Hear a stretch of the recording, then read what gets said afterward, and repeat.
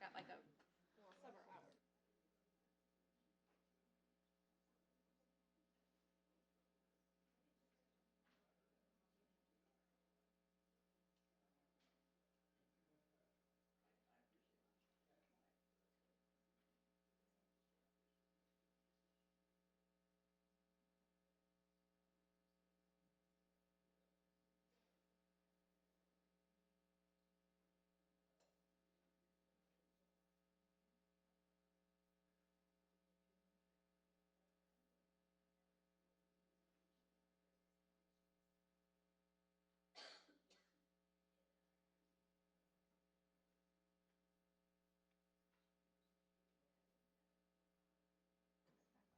We'll be starting momentarily.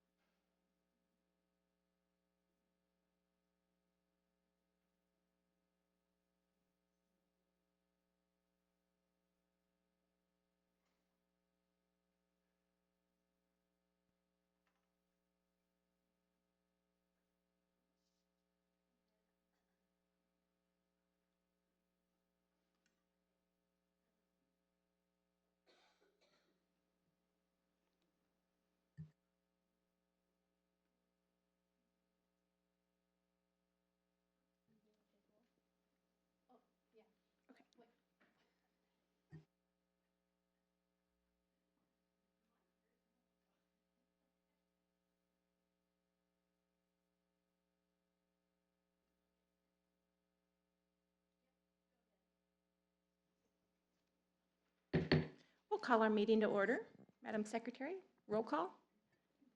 Yes, 3 board members are present. That's Mrs. Spandenberg, Mrs. Nels, and Browning. and Katie. 2 other board members are not able to be present tonight. Thank you. Next on the agenda, we have the Pledge of Allegiance. Following the pledge, would you please stay standing for a moment of silence? It was very sad. Our Carmel Clay School community lost 2 important students in the past couple of weeks, and we know that their family and friends are grieving, and we are deeply saddened by the loss. I pledge allegiance to the flag of the United States of America and to the republic for which it stands, one nation, under God, indivisible, with liberty and justice for all.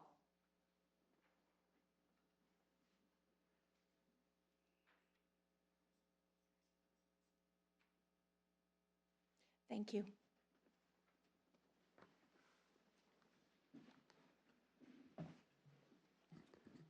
Ms. Spandenberg, as you mentioned, we lost a couple of students in the last couple of weeks, and we are a big place, a big community, a big school system, and so we do have tragedy happen at times, and this is one of those times, and we just want to do a little bit of a reminder that we do have mental health services and support services available even in the summertime. So that can be accessed by calling this building and talking to Stephanie Whiteside, who's our mental health coordinator. Also in our student services webpage, we've got a whole list of mental health services, which includes 24/7 phone access and texting access, and just a whole lot of different online services dealing with grief and loss and that sort of thing. So we want our community to know that it's summer, but we still have support services available, and all you got to do is call or reach out. So thank you. Thank you, Dr. Beresford. Next on the agenda, we have presentations, and for that, we turn to Dr. Dudley. Thank you. This evening, I have the honor to honor several of our students at the high school. These are our students that are in our communications department. They work with our Highlight, our student newspaper, our Pinnacle, our student yearbook, as well as WHJE, our student-run radio station. And just as all of our students in Carmel Clay schools, they They work at a very high level, and they also are rewarded, and they have several awards that they have earned throughout this past year. We'll first start with our students in the highlight, and with that presentation, we have Mr. Streisel, who runs the highlight. He is our advisor, and he did a presentation for you to share about our students. Hello, and thank you to the school board and superintendent for allowing me this opportunity to recognize the accomplishments of the Highlight News team at Carmel High School. My name is Jim Streisel, and I am the advisor of the Highlight online website, the Acumen magazine, and its corresponding website. For only the 4th time in my 26-year career here at Carmel, the Highlight News team earned first place awards in every state and national competition it entered. Those awards are as follows. At the state level, the Highlight earned an IHSPA Hoosier Star. Comparable to a state title in athletics, this marks the 2nd consecutive Hoosier Star for the Highlight and its 9th award in the past 10 years. The Columbia Scholastic Press Association's highest honor is the Gold Crown. The Highlight earned a CSPA Gold Crown this year in the hybrid category, which includes publications that use both print and web to share information. This is the Highlight's 4th Gold Crown since 2012-2013. The National Scholastic Press Association's primary award is called the Pacemaker. The Pacemaker is often called the Pulitzer Prize of Scholastic Journalism because of its prestige, and publications that earn a Pacemaker are in rarefied air, as only a handful of staffs around the country earn one each year. The NSPA offers 2 opportunities for Pacemaker awards for news staffs, one in print and one for online journalism. This past fall, the Highlight earned its 9th consecutive print Pacemaker, and just this spring, the Highlight website earned its 5th consecutive online Pacemaker. But these awards don't happen without amazing student leadership and participation. On behalf of the 63-member staff, I am happy to recognize the seniors who made up this year's Highlight management team. They are as follows. Ria Acharya, who was this year's Highlight editor-in-chief. Print managing editors, Tessa Collinson, Kalina He, Lillian He, Gray Martins, and Wendy Zhu. And online managing editors, Josie Cruzan, Sarah Kim, and Grace Xu. Thank you again for this opportunity to recognize some truly outstanding students and their work, and have a great summer.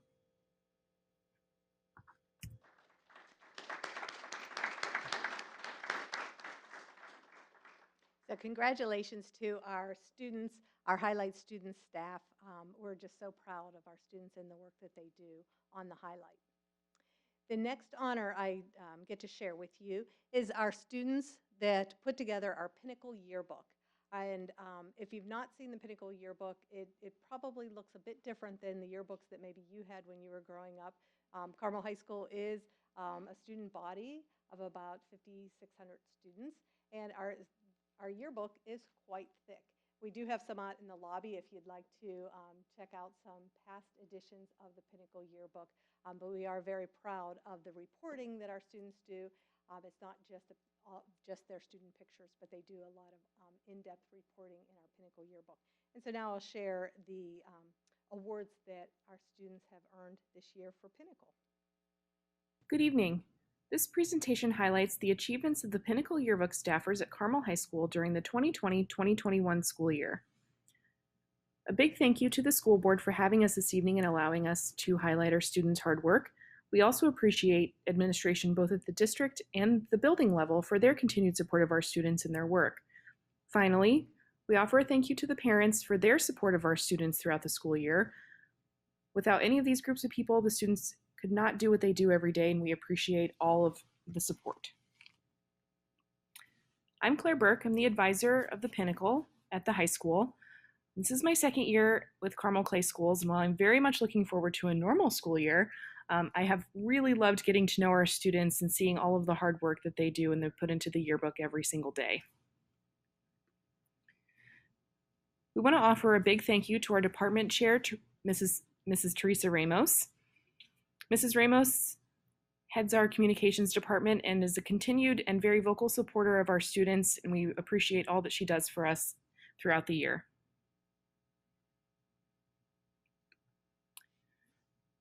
There were 2 awarding entities this year from which the Pinnacle won recognition. The first was from Herff Jones, which is our yearbook publishing company. Every year, Herff Jones puts together what's called the portfolio. It's kind of the best of high school yearbooks that publish with Herff Jones from across the country.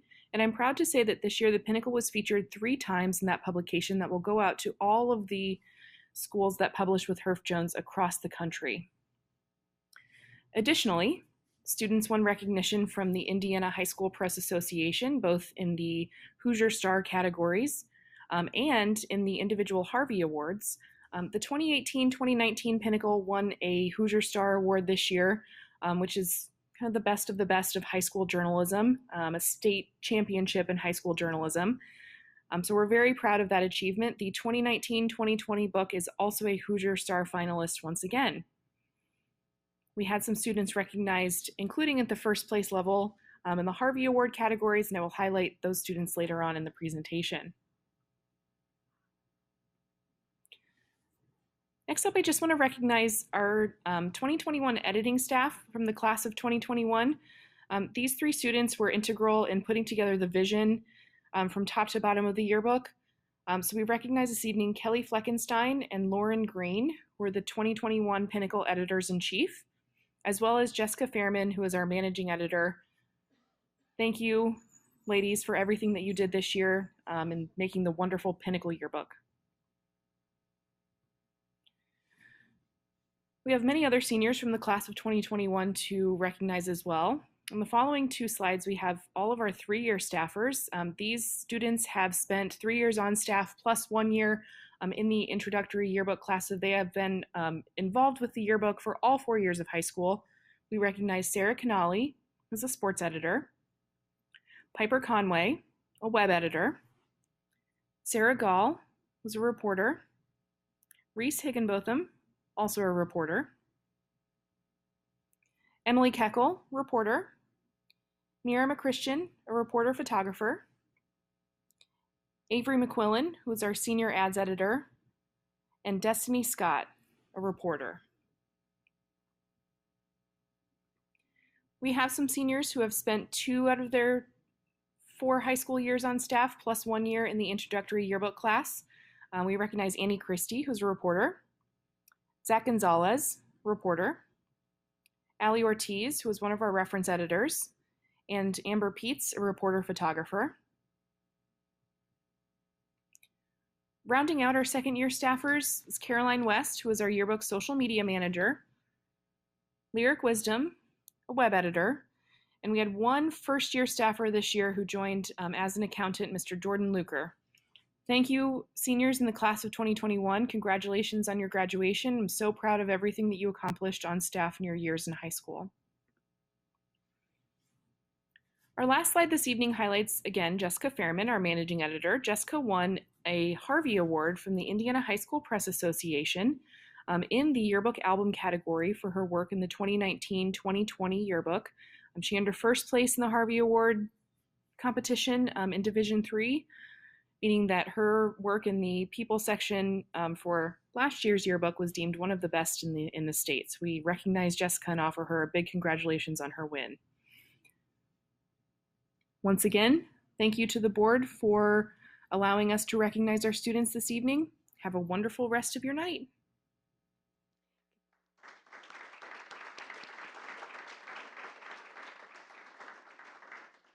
Congratulations to our students on the Pinnacle staff.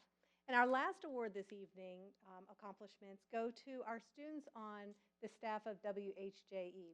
WHJE is our student-run radio station, and we are one of the few high schools in the country that have a student-run radio station.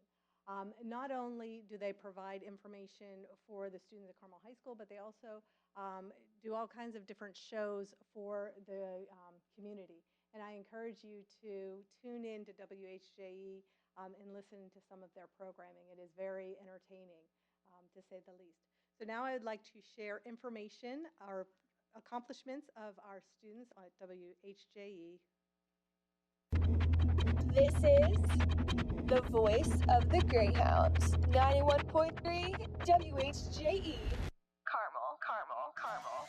For 91.3 WHJE, this is Austin Rubin sitting down with Jacob Young, the Dance Marathon Chair. Welcome back to In Your Dreams Fantasy Sports Talk, only here on 91.3 WHJE. Welcome back, Carmel. My name is Molly Kosiba, and I am with Maddie O'Connor. And we are the co-hosts. The lights are shining bright here on a sold-out CF Rourke Stadium here in Brownsburg, Indiana, as the Brownsburg Bulldogs are taking on the Carmel Greyhounds for the Sectional 5 Championship. My name is David Wiederhaft.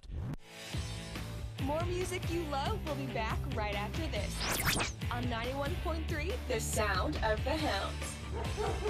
The Meneghini Mixdown with your host, Ethan Meneghini. Matthew Arnold and Alex Farrell, and today we are doing an acoustic in-studio session. This is going to be epic. Alas, said she, I must spin this straw into gold, and I know not how. Every city always hides some dark secret, lurking right beneath the surface and obstructed from plain view. I never knew Westfield had one, and I certainly didn't know that it was only 10 minutes away from where I live. Hello, Wyoming. Already? Can't we get through one broadcast? One broadcast without something breaking and going wrong? Welcome to Listener's Choice, the podcast that puts the story in your hands. I'm your host, Evan Sanders. Welcome to Elmore's World, the show where your host, Chris Elmore, dissects the political landscape. It's October, so you know what that means. Hello and welcome back to 91.3 WHJE Carmel. It is a great Saturday morning here. It is Riley-thon Day. Haley Papakaralammis and Caroline Hauk bring you through the most monumental women in sports, both locally and internationally. For 91.3 WHJE, this is Austin Rubin with October's Community Good morning, News and Update. From 91.3 WHJE and the Greyhound Media Network, I am Sean Grove with your WHJE News Update. For Riley-thon, at the station beside me, we have Kelly Clevenger, an educational liaison for Riley Children's Hospital. So, Mrs. Clevenger, on Saturday, February 27th, WHJE is doing an all-day broadcast supporting the kids at Riley. A country star turned pop star turned alternative entrepreneur, Taylor Swift takes the music scene by storm this year with her Grammy-nominated Folklore. I'm your host, Zach Browning. Alongside me, as usual, is your sideline reporter, Joe Cronin. Joe, tonight, a bit of an unusual... One-on-one. Declan Wheeler versus Steve Overbeck. Declan Wheeler taking the left-footed shot. That's a goal. It's a tie game here at Murray Stadium.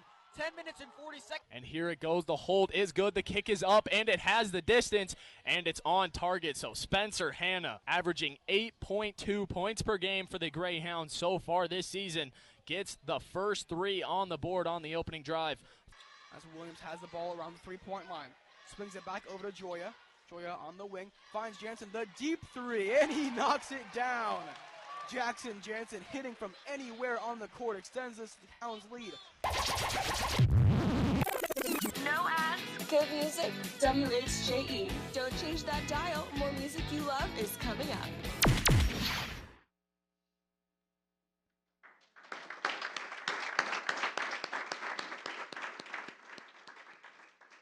Congratulations to our staff at WHJE. And again, congratulations to all of our students in our communications department. It is just amazing the professional quality of the work that our students do that can rival professionals out there in the media currently.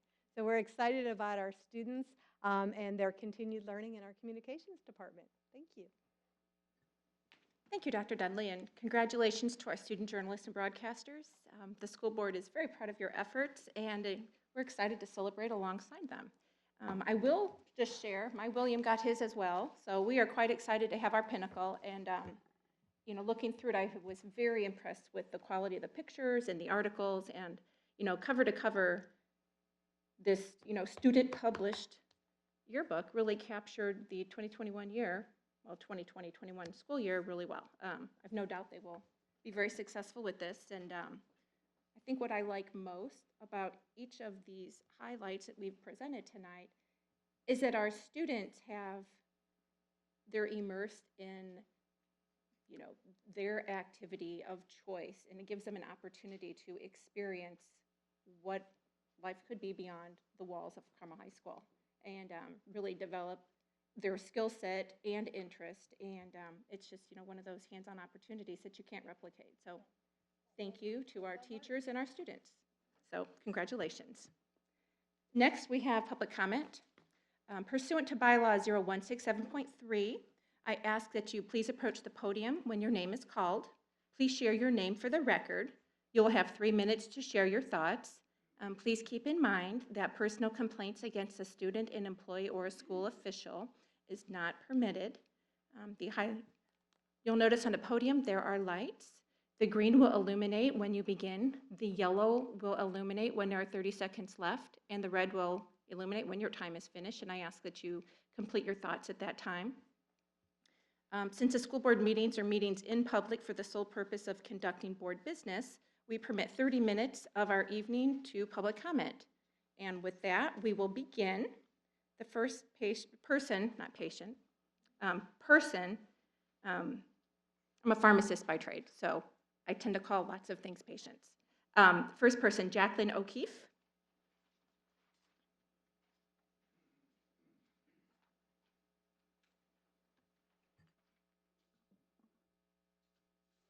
Good evening, I'm Jackie O'Keefe. As our neighboring school districts made masks optional for all students, it was my hope that Carmel Clay schools would do the same. But I quickly found that my hope in you was misplaced.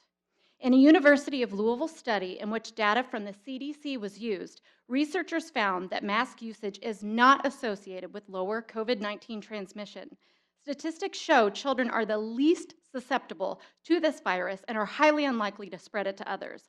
Additionally, asymptomatic spread is extremely rare, which means that if a child feels well and has no symptoms, he or she will not infect another person. There are numerous other scientific peer-reviewed studies that I could share, but apparently your decision's not based on science.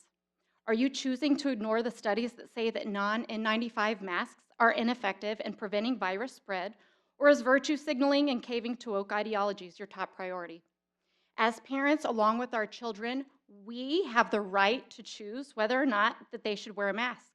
You were not elected by us to be public health experts, but you were elected to make education-based decisions to provide our children with a blue ribbon education, teaching them the fundamentals of English, math, social studies, and science. Our jobs as parents is to handle everything else. The amount of hypocrisy coming out of this district is completely astounding. How ironic is it that you have recently added a diversity, equity, and inclusion officer, yet you're planning to segregate our children based on personal medical choices? A child's vaccination status is confidential, but by recommending unvaccinated students wear masks, their private medical choices will be worn on their faces. Discriminating against children based on a decision rightfully made by the parents, whether or not their children are subject to an experimental vaccine, is unethical.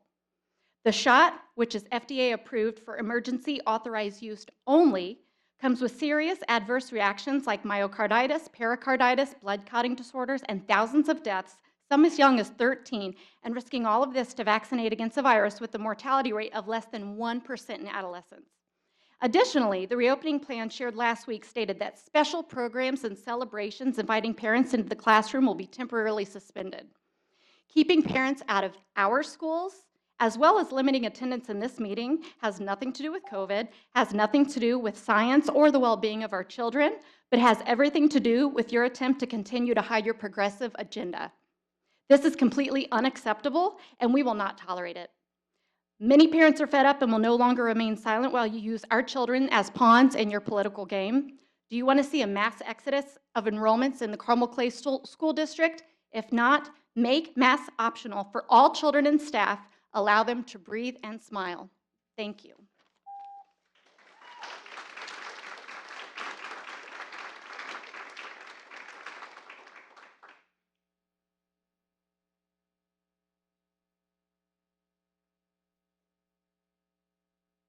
Next on the agenda is Delynn Huff.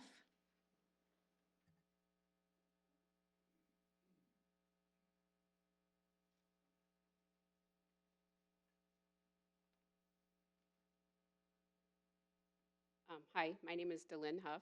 I am actually a 1987 graduate of Carmel High School.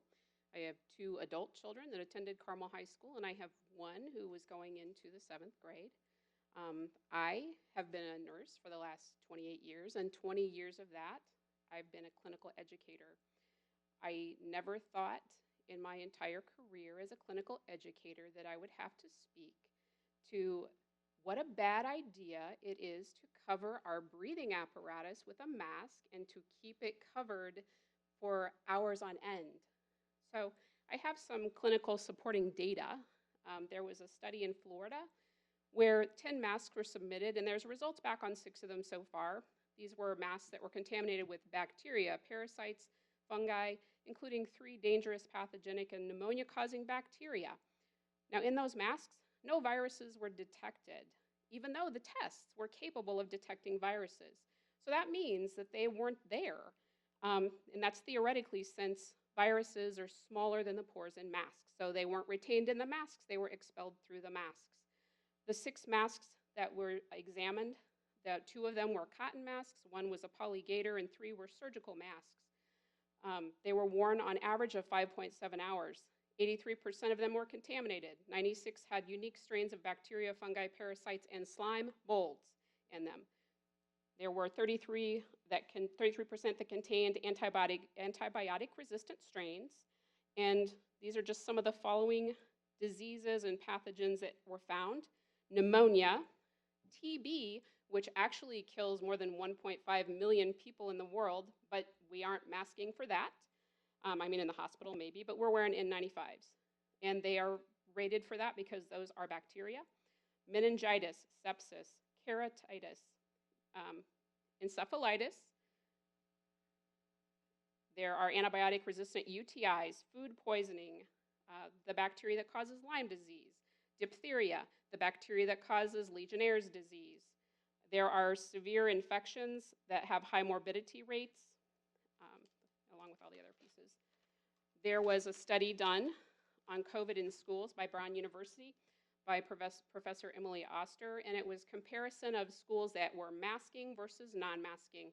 In the areas of high community transmission, masked students had a case rate of 37% higher than non-masked students. There were 19 cases per 100,000 for no masks, 26 per 100,000 with masks. The staff rates were 84% worse in the masked schools. They were from 19 per 100,000 with no mask and 35 to 100,000 with masks. In the areas of lower substantial community transmission, students had no difference whether they wore masks or not, and the staff actually were worse than they wore masks. Okay, thank you.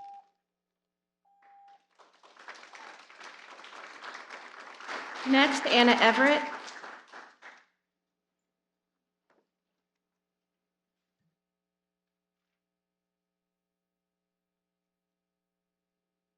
Hi, thank you. My name is Anna Everett. I am a Carmel resident.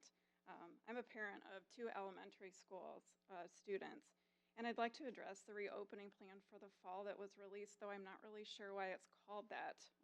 School wasn't closed last year. My feedback is as follows. Number 1, mask guidelines. Let's update this to be in sync with Westfield schools and other surrounding. Let's make them optional. Breathing fresh air is our God-given right. We shouldn't have to fight for our kids for that. You'll hear from my son shortly and his experience. Quarantine, the plan outlined here is medical discrimination. Where's the proof that having this shot makes someone less likely to spread this virus?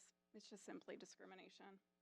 Shared supplies in small groups, surely you have access to the science that shows this virus is not spread via items, but respiratory droplets. Update these restrictions and get these kids back.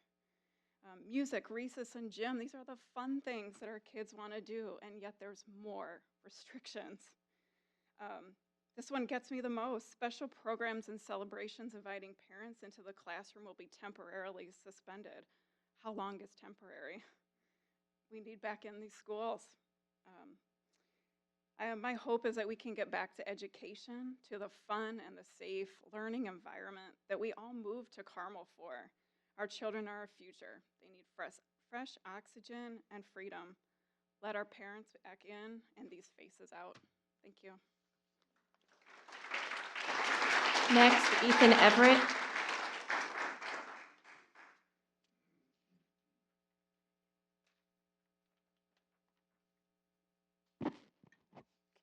Hello, my name is Ethan Everett. I'm going into 5th grade at Carmel Elementary Schools.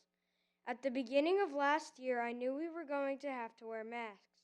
I knew it was going to be like that for a little while, but I didn't expect it to go for the whole year. As the year went on, I began having breathing problems with the masks. After gym, my mask would stick to my face and make it hard to breathe. I had to go to the nurse's office many times last year because I had a lot of bloody noses. The masks also gave my sister lots of styes. With the masks hiding half of our face, it was difficult to see my friends' facial expressions. The masks muffle our voices. It is hard to hear the teacher and what other students are saying. This makes it difficult to learn because we can't hear as well. It also makes it harder to ask questions. We had to repeat them. My friends lost their voices lots of times over the year because we had to talk louder. School parties were reduced. Parents cannot come in to help with the parties or eat lunch with their kids. Why is that? I encourage you to stand up for my freedom. I want everyone to have the freedom to choose whether they want to wear a mask or not. Thank you for your time. Ingrid Muse.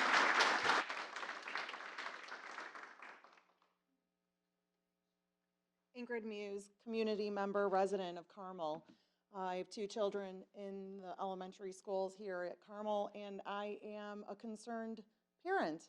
I want other concerned parents to have the opportunity to sit here and listen to what the board has to say on a monthly basis or however frequently you are meeting.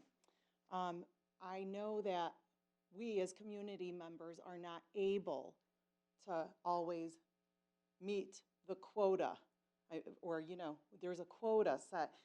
Unfortunately, I feel the board is not following the open door law that you say that governs your meetings. So I am concerned in this respect, as there are other community members outside that cannot hear what has to be said to the community. So I've mentioned this before to several individuals, and now I'm asking you to please reconsider where you hold these meetings and, you know, anticipate who will be at these meetings so that you can, you know, schedule these meetings in an appropriate setting so that everyone can attend that would like to do so. Westfield has taken these steps at their board meetings. I ask that you do the same as well, Carmel. Thank you. William Sturger.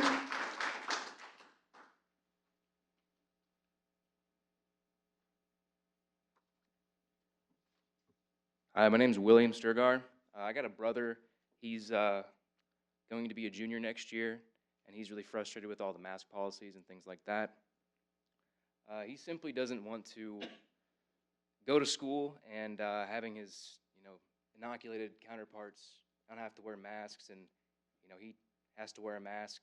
I had the same experience. I was working at Whole Foods off of 146th Street, and they implemented that policy where if you can show your proof of vaccination, that you can take your mask off. And I remember going back there a couple days ago, and I saw probably 2 people there wearing, and it's really what Jackie said, you're wearing it on your face.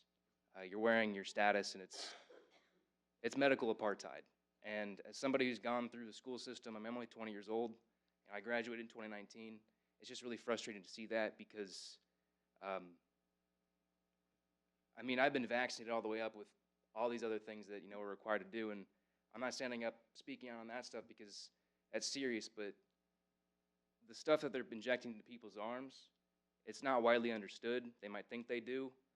We don't know the long-term safety data, and they want to give it to kids that are, you know, under 12, even people that are under 18.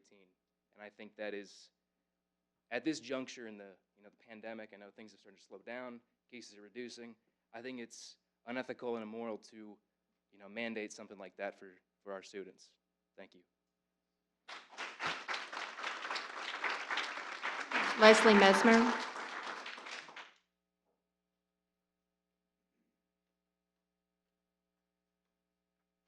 Hi, my name is Leslie Mesmer.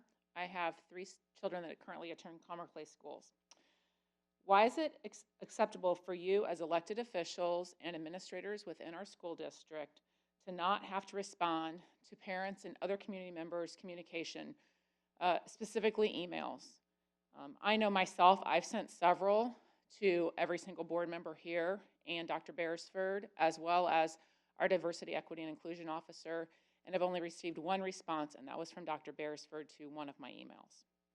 I also have sent in a FOIA request sent to the district via email on May 29th, and it was acknowledged by the district on June 2nd, and have yet to ever hear anything again. That's almost 30 days ago, forcing me now to contact the public access counselor, which I feel like should not be something that has to happen when it's public information. And also, how is it acceptable for the Carmel Clay School Diversity, Equity, and Inclusion Officer to make comments regarding her opinions to constructive criticism and communication and being open to those, yet at the same time, she shuts down all public comment on her official Carmel Clay School Instagram account. So no parent and no public member can ever comment on anything she posts. This is a school-run account, not her own political platform, which at many times she uses for such. I understand that there are times when she posts things that are very useful for students to make them feel included, and that is what her job is. Her job is to promote diversity, equity, and inclusion, not to promote political topics such as food apartheid, gentrification, and environmental racism. I understand those are all issues that many in America face, specifically in urban environments. Carmel is a suburb, it's not an urban environment, and I don't think that we're really dealing with environmental racism here in Carmel. Nor are any of those topics anything to do with diversity, equity, inclusion in the educational setting. And why does the school board continue to limit the number of members from the public allowed to attend board meetings? To follow up what the previous speaker said, this is in violation of the Indiana Code, Open Door Code 514 1.51. Why are there a crowd of parents and community members still standing outside this tonight? We have moved forward from COVID and COVID restrictions. We should either increase the number of members from the community that are allowed to come in and listen to what is going on as a form of public forum, or people need to be accommodated in another space. And lastly, I'd like to conclude by reading our Attorney General's recent published Parent Bill of Rights. 1, you as a parent have the right and expectation to question and address your child's school officials and school board members at public designated meetings with proper notice of the meeting provided.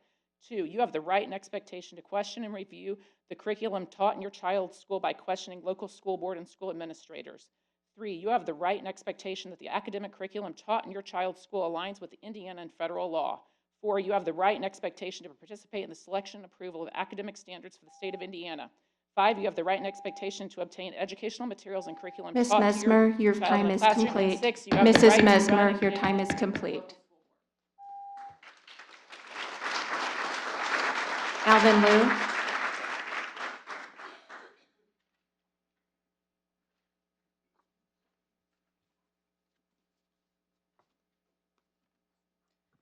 Alvin Louie, Carmel resident. Parental choice. Parental choice. Parental choice. Parental choice. Parental choice. Parental choice. All of you worship at the altar of social emotional learning. We hear you guys talk about that all the time. Mental health, safety, can't keep that out of your mouths. But the number one thing, especially for young children, when it comes to mental health, is playing with other kids and being able to breathe. How come I never hear you talk about parental choice? Not one of you. Not in your writing, not in your videos. Never. Why is that? Why is that? This wasn't a burden for them to deal with. COVID doesn't affect them.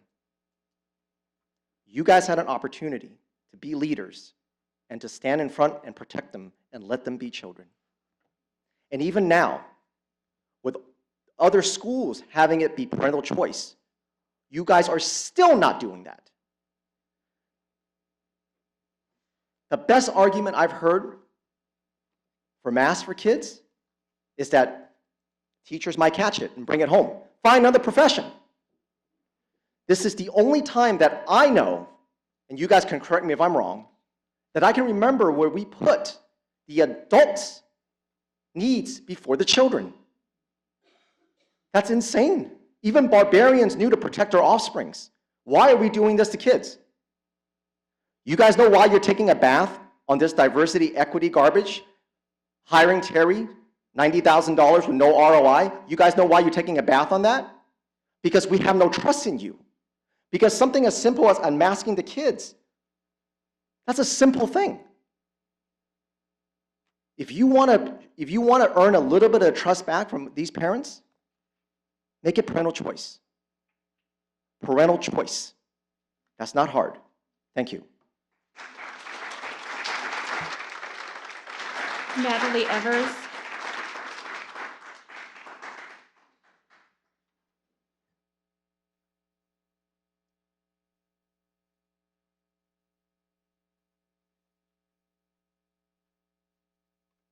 My name's Natalie Evers, and I'm a mother of 2 elementary students in Carmel. And I'm reading about our experiences with the mask. One, I have a student that has an IEP for speech. He just finished 1st grade. We requested on day 1 of kindergarten for him to be evaluated, which he was, and he qualified for speech. Unfortunately, with all the red tape, it took until after winter break when he started that. In kindergarten, he only had 1 quarter of speech because he was on virtual the 4th quarter. This past year, he was at school 5 days a week and had speech. He wore a mask for speech every speech lesson, as well as his speech pathologist. He is handcuffed and not improving at all. And we have gone out this summer and gotten private speech. We pay our property taxes, and the school is failing him because now we are paying for more speech therapy so he can improve, and his speech will last him a lifetime. The other aspect I'm wanting to speak of is our children are being redistricted, and they're going to be required to wear a mask. When they're losing all of their good friends at their current school, they're going to be required to go to a new school, and they're going to be in a mask, and everyone they meet is going to be in a mask. I am so angry as a parent because I want my kids to have relationships with people. You cannot build relationships with mask on. You cannot see a smile. You cannot see an impression. My son said last year as a 1st grader, I never saw my teacher's face. I am so angry. I find it to be child abuse, and we need to make it parental choice. And I'm so angry for something that is so minimal as in these children, less than 1%. It's sad. And I'm so disappointed in Carmel because we moved here for the public education. Thank you. Kevin O'Keefe.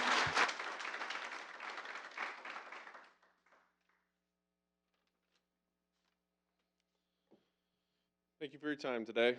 I'm a proud Carmel parent of 2 children in elementary school and 2 future children that will be attending Carmel schools as well. I'm here to make one point, that our children do not need to wear masks in a school or any public setting. I understand there were unknown variables during the last school year which required many precautions, but these are now known variables that have been debunked. Social distancing does not work. Masks do not prevent any transmission, and children are not vectors for spreading this virus.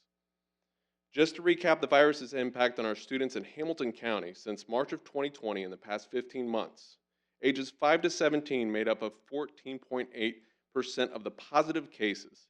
This is likely because ages 0 through 19 were the most tested demographic in Hamilton County, making up 24.4%. But the most important statistic is that ages 0 through 19 made up for 0 deaths in our county. This virus clearly is not something that our kids need to be concerned about. This is not an emotional argument. This is just common sense at this point. In May 2021, a Stanford study reported that a meta-analysis among healthcare workers found that compared to no masks, surgical masks and N95 respirators were not effective against transmission of viral infection or influenza-like diseases. Masks are highly under-researched, and recent studies show that they could be an even bigger health risk. A recent group of 6 masks sent to a lab by concerned Florida parents resulted in harmful bacteria, fungi, and parasites being detected. A published study from March 2021 concluded that by obscuring nonverbal communication, Masks interfere with social learning in children. Masks also increase headaches and sweating and decrease cognitive precision. We don't want that. There are also psychological and mental health repercussions that go along with wearing a mask. I believe that any adult forcing a mask or a child to wear a mask is child abuse. But it's a parent's choice, and it should be a parent's choice. If they want to send their child to school with a mask on, that is perfectly acceptable. But it's a parent's choice to also believe the science and not send their child to school with a mask on. By mandating any child or young adult to wear a mask, you are directly liable for any adverse reaction, hospitalization, or mental breakdown that results from it. Stop fear-mongering, kowtowing to the teachers' unions, and being misled by news propaganda. You are misleading our children to live in a state of fear and belief that masks will actually benefit them. Research has stated that the only positive result of wearing a mask was that they may promote social cohesion as rallying symbols during a pandemic. Egg is on your face. You can either acknowledge it or you can continue to wear it. Be leaders and not followers, and lead with knowledge and not emotion. Thank you so much for your time.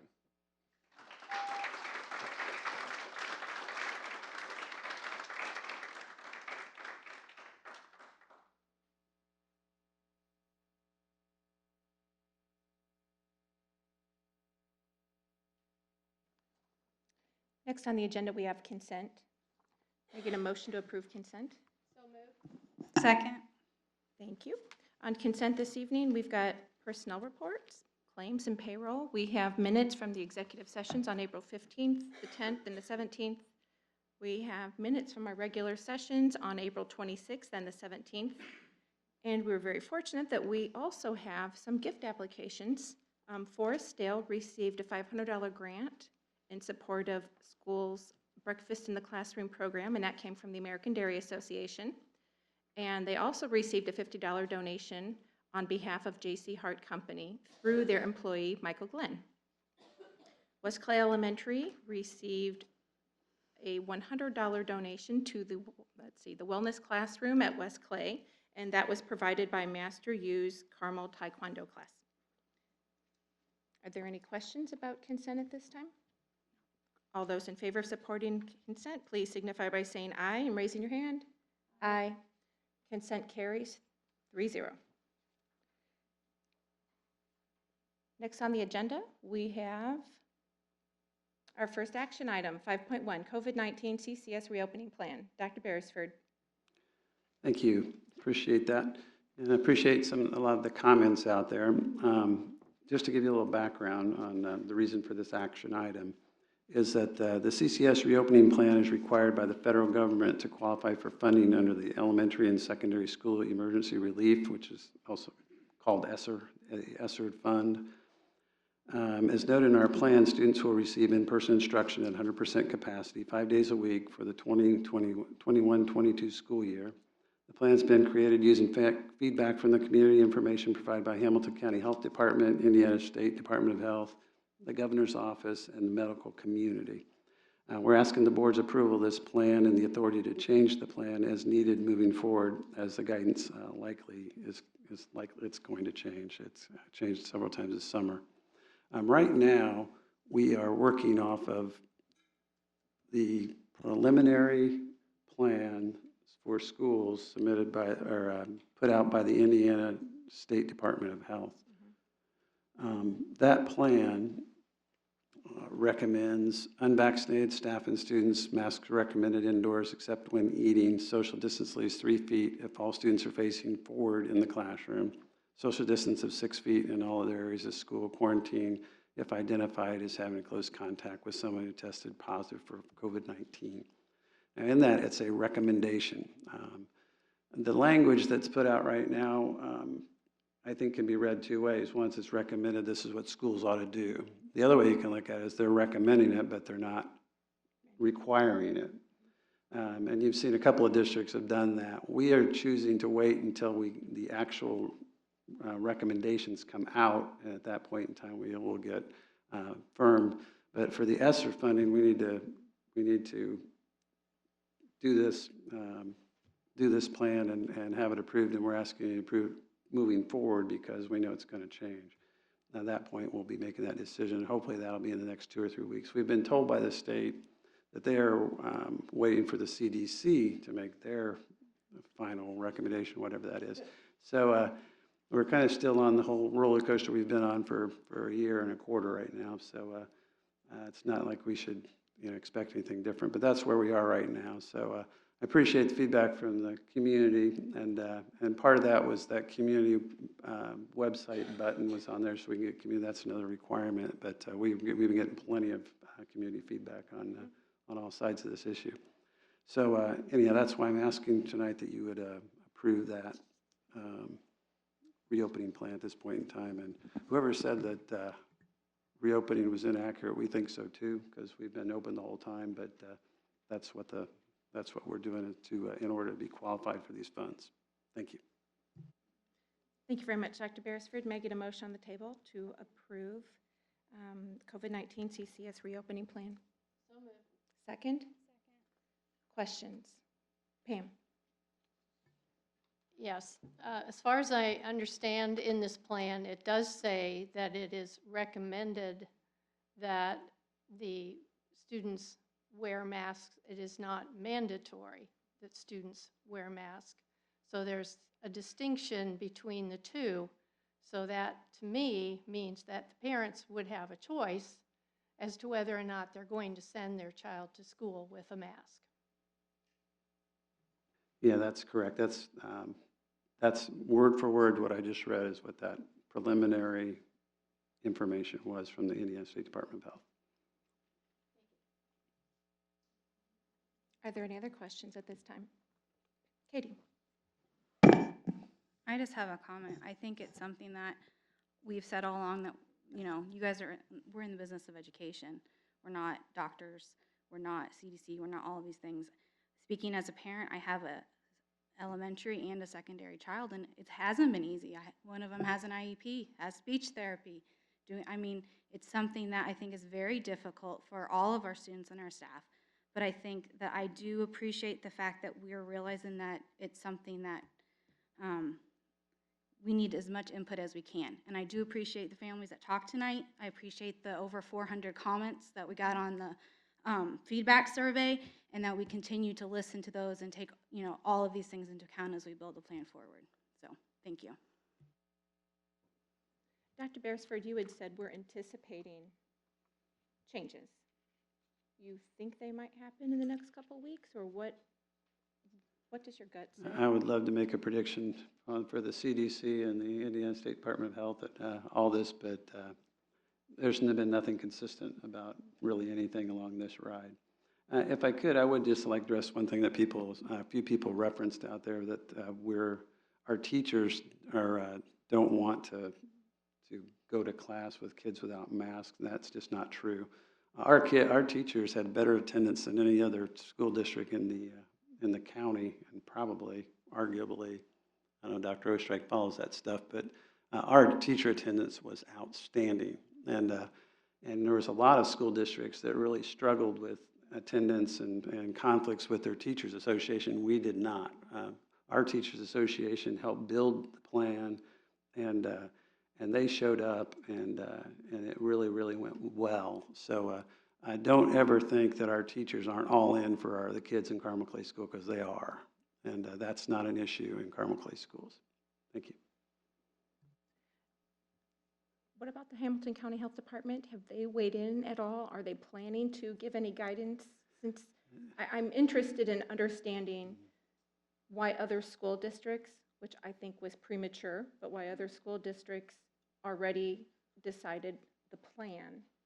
The Hamilton County Health Department works simultaneously with the Indiana State Health Department. So they've been very consistent, very responsive to us in the guidance we've gotten from the state and them.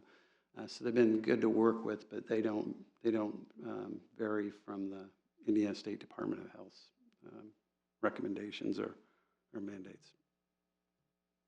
And I know we'd received quite a few emails with regards to masks and some of the questions that had circulated.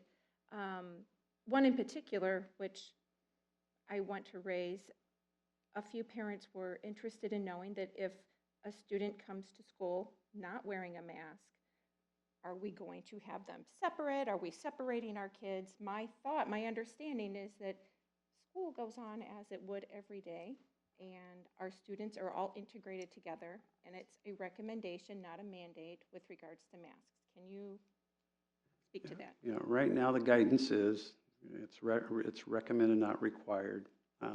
There's a lot of questions out there. One thing that is mandated is to wear masks on the bus.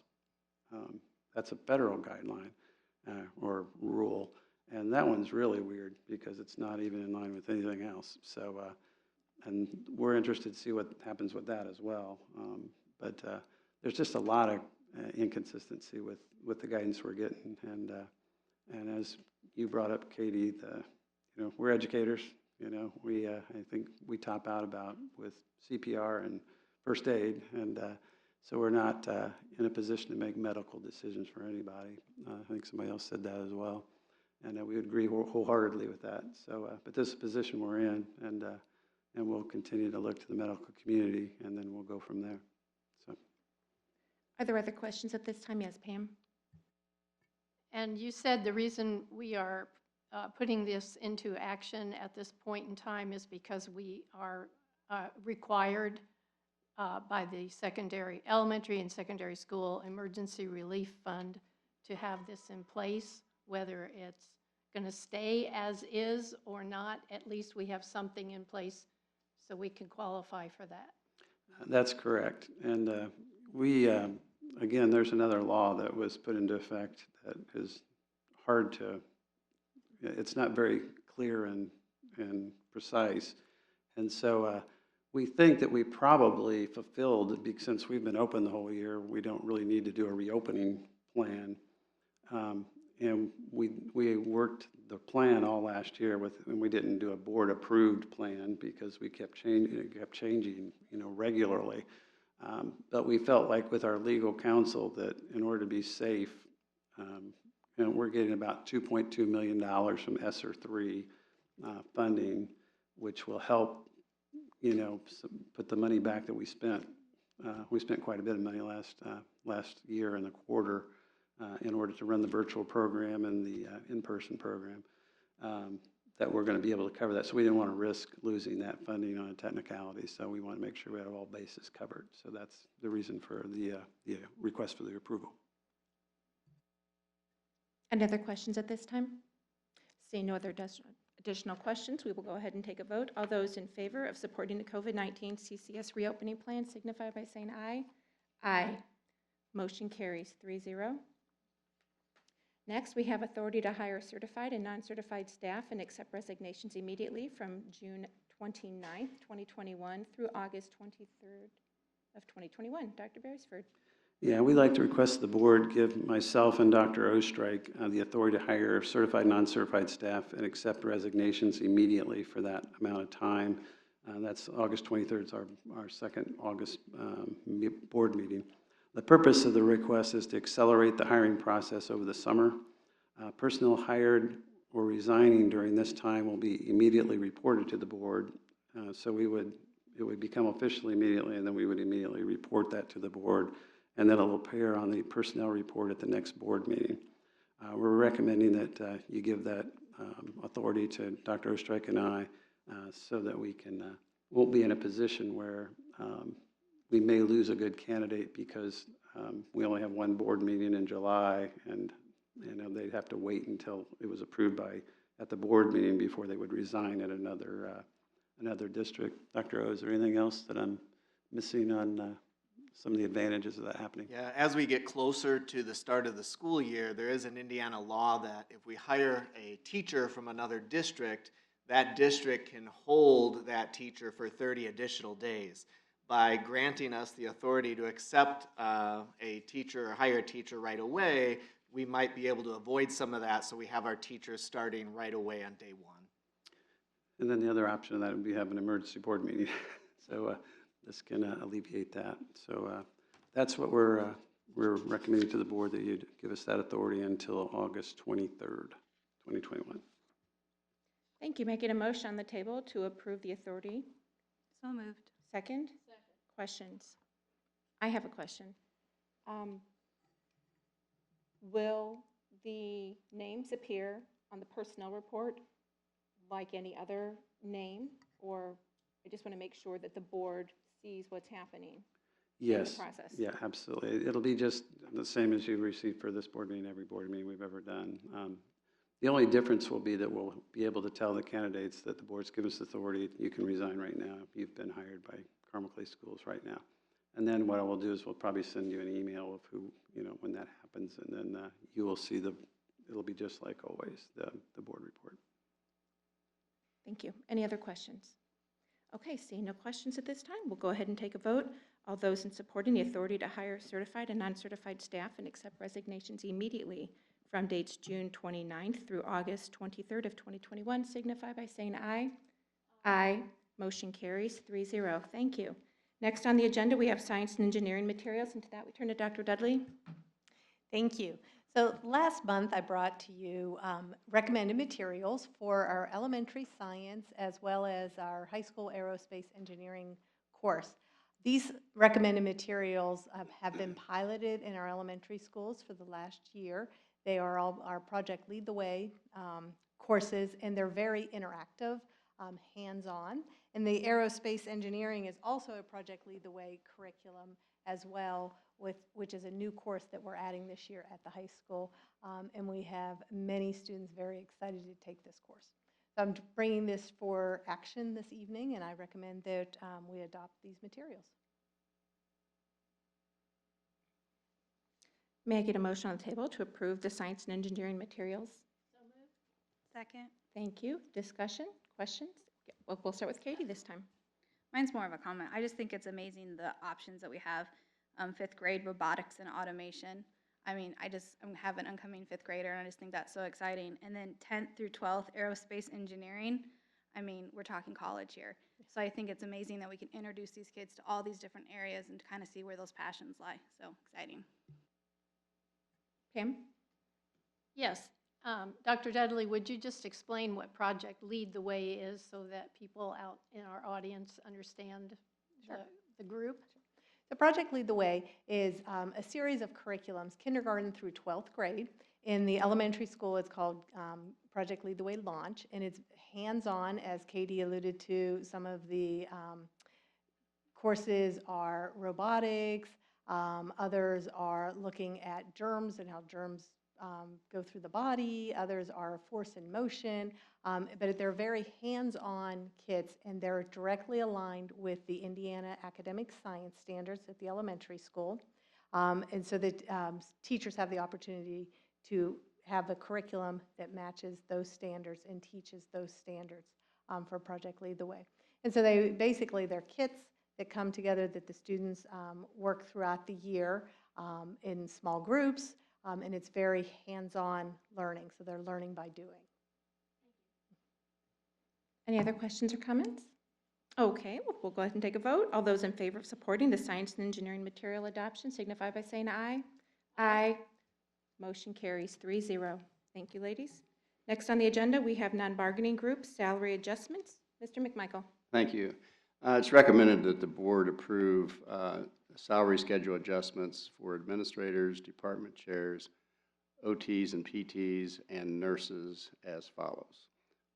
The salary adjustments recommended for 2021 through 2022, 4.5% salary increase to all salary schedules plus increment, a 1% base salary stipend for employees rated effective or highly effective. These employees received in previous years, they've received 1% stipend, somewhat paralleling the teacher appreciation grant that's provided from the state.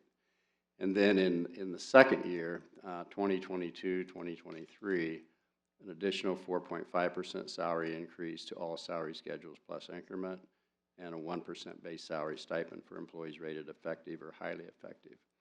With regard to salary adjustments for support staff, the recommendation is a 2% increase each year to all salary schedules plus increment. And in 2022-23, an additional 2% increase in all salary schedules plus increment. I'd note that this recommendation is for 2 years for non-bargaining groups. The 2 years coincides with the state funding formula for the next biennium. And I would note that the state legislature has repeatedly stated a goal of increasing teacher salaries. And as a result, we think the state has provided funding increase this biennium that's the largest in the past 20 years. So we were, very pleased with this. I'd make one other comment, and that is there is a difference in the increase between support staff and the other staff. And we had rather lengthy conversation about that, and there's 2 issues that I would point out. One is that the state legislature, in providing this significant additional funding as compared to what we've been accustomed to, was very much focused on teacher increases. And the staff that I first mentioned, administrators and department chairs, they're teachers first. They have teaching license and teachers contracts, actually. And in the case of our department chairs, they teach, in most cases, a majority of their time.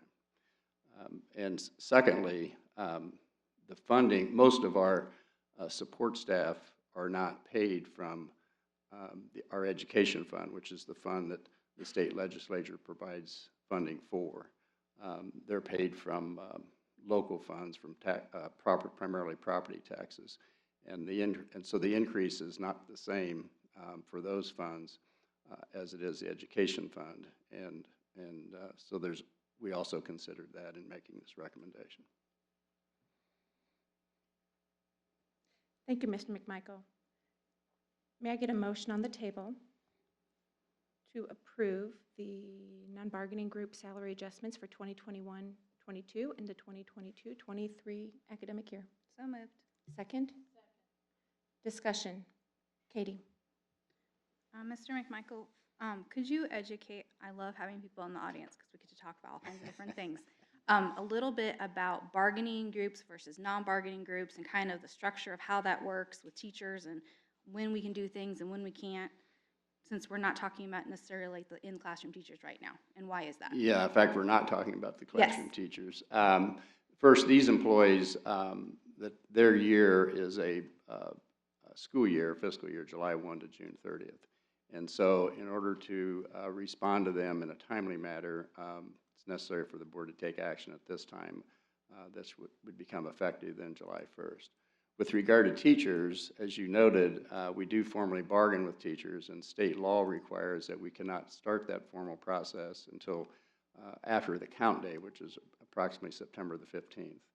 And so for teachers, their cycle is different. It essentially starts on a school year, and their pay for this past school year carries them in through September. So the timing on one, we had no choice but to wait to bargain and have an agreement with the Teachers Association. And then secondly, even though we have to wait, if the outcome is positive and not delayed, then we can still make the timing with that group so that they receive their increases timely as well.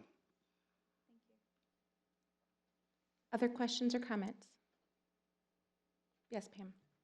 Yes, so because we're giving these salary adjustments to the administrators, this is likely the same thing that the teachers will be bargaining with? Well, we're very careful, and I make it very clear that we're not predetermining what the settlement and will be, the outcome of that will be as a result of the bargaining process. This does, however, reflect the amount of money that we've received, and but it certainly does not reflect a predetermination as to what the outcome of that process, the bargaining process, will be.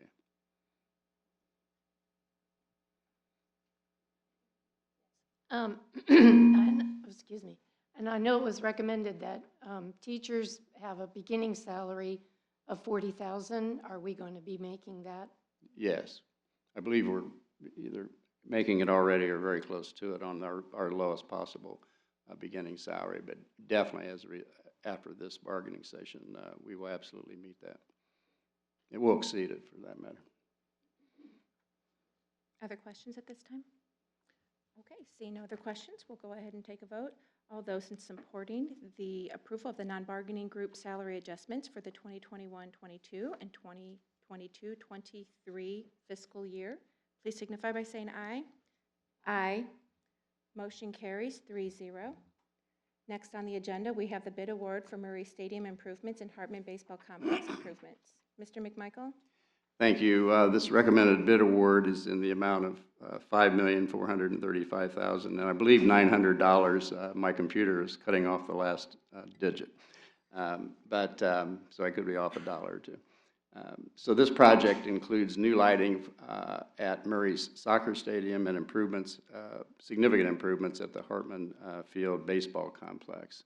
The Hartman Field will receive new lighting, synthetic turf, refurbished dugouts, and the JV field will also receive new dugouts, spectator seating, a press box, and support building, and the support building will be expanded to include restrooms. The project also includes adding a parking lot for the baseball complex as well as other site improvements. So with that, we would recommend this bid award. May I get a motion on the table to approve the bid award for Murray Soccer Stadium improvements and Hartman Baseball Complex? Second? Discussion. Pam? Yes, can you tell me what comes under general trades for the Hartman baseball field? Yeah, I may need some help from Ron Farron, but I'll give it a try. The general trades would cover, well, essentially it covers like carpentry and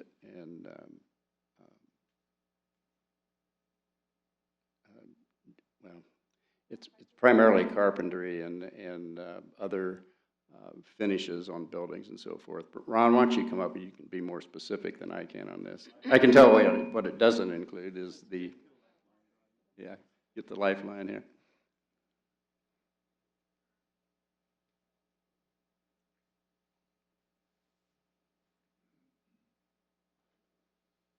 It would include the construction of the some of the building portions, like the concession area, the bleachers, press box, dugouts, that kind of construction. And then some of the other things that would normally be general, we split out, and that's why you see the site work and masonry kinds of things. So we could try and broaden our appeal to the bidders. Okay, so the site work would not be the dugouts and things like that? That would be primarily the paving, the parking lot, sidewalks, any modifications of the irrigation system there that are related to the other improvements. There's some replacement of stone areas with concrete for better accessibility.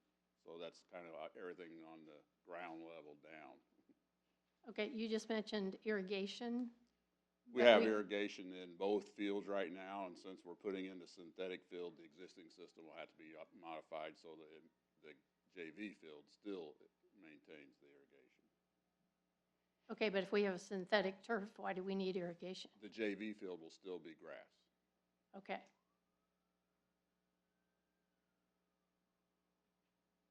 Okay, I'm just trying to get a handle on why we're spending $5 million on a baseball field. How old are the fields? When did we install? What? I think we're all on the same page, and we certainly want to do what our district needs. But that is a chunk of change. And I know it has been in the plans, and we've seen this before, but it's still a chunk of change. And so if you could speak to that, that would be helpful. It absolutely is. I can't answer your question as to when these fields were built. I came in 1994 to Carmel schools, and they were here then. And so it was before that, but I don't know offhand. Roughly late 80s. Because it was approximately the same time this building was built. Yeah.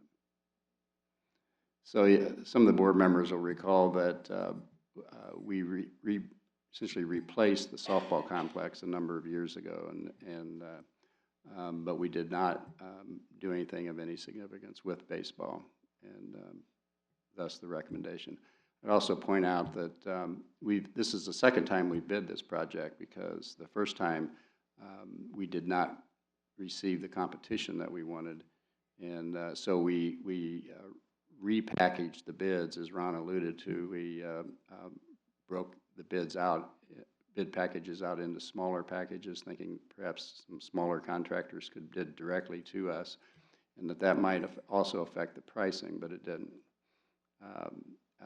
So this is what the market is telling us it costs to do the baseball fields. And I can assure you that the people working on this project have been here a long time, and they know what Carmel standards are, and this project will, meets those standards, but it's not excessive in that respect. Thank you. You'd mentioned lighting, is that correct? Yes. So are we changing to the LED or whatever the lighting is that we now have at our new schools? Yes. Okay. Any other questions at this time? Okay. Well, we'll take a vote. All those in favor of supporting the bid recommendations for Murray Stadium improvements and Hartman Baseball Complex improvements, please signify by saying aye. Aye. Motion carries 3-0. Next on the agenda, we have a bid rejection, Carmel Life and Learning Center HVAC replacement. Mr. McMichael. Yes, in this case, we are recommending a rejection of these bids, and we would, after reviewing the bids and the specifications, we think it would be in the best interest of the school district to rebid this project. We will make some changes in the